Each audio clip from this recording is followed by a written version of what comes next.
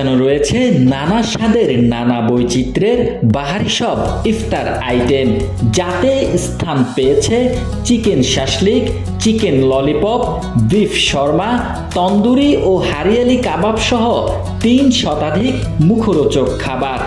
এছাড়াও chicken katsu, fish katsu, salmon red শিউ সহ জাপানিজ ও কোরিয়ান আইটেমগুলোও ইফতারের টেবিলে যোগ করেছে নতুন মাত্রা, যা কেনার জন্য ভিড় জমান উচ্চবিত্ত রোজাদাররা।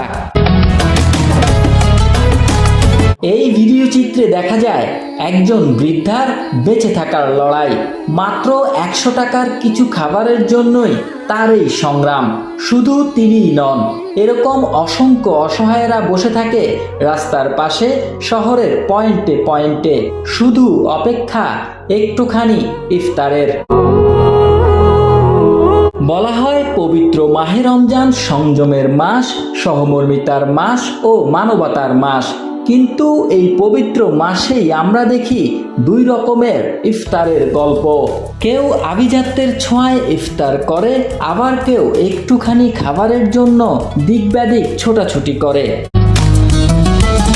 একদিকে শহরের অভিজাত রেস্টুরেন্টগুলোতে বড়লোকদের ইফতার বাজার, অন্যদিকে রাস্তায় রাস্তায় অলিতে গলিতে একবেলা খাবারের আশায় দীর্ঘ সময়ের অপেক্ষা।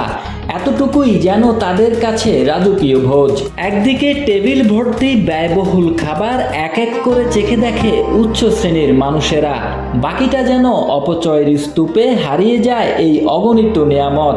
আর অন্যদিকে নিম্ন শ্রেণীদের সামান্য খাবারের সন্ধানে সময়ের পর সময় চলে আর্তনাদ, তবুও যেন তাদের প্রতি হয় না কেউ সদয়।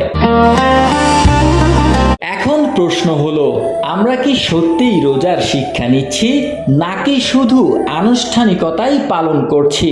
রমজান আমাদের শেখায় ক্ষুধার অনুভূতি বুঝতে, অসহায় মানুষের পাশে দাঁড়াতে এবং নিজেকে সংযত রাখতে। তাহলে কেন আমরা ভুলে যাই আমাদের প্লেটের অতিরিক্ত খাবারটাই হতে পারে কারো জন্য একবেলার তৃপ্তি কিংবা শান্তি? মানুষ হিসেবে অন্য মানুষের আশা প্রত্যাশার মূল্যায়ন করা আমাদের প্রত্যেকেরই দায়িত্ব। তাই খরচের বিলাসিতায় না ডুবে একজন অচলকে সবল করা হোক আমাদের অঙ্গীকার। চলুন আজ থেকে একটু বদলাই, অপচয় কমাই। একটা ইফতার শুধুই খাবার নয়, এটা হতে পারে কারো জন্য আরেকটা দিন বেঁচে থাকার একমাত্র অবলম্বন।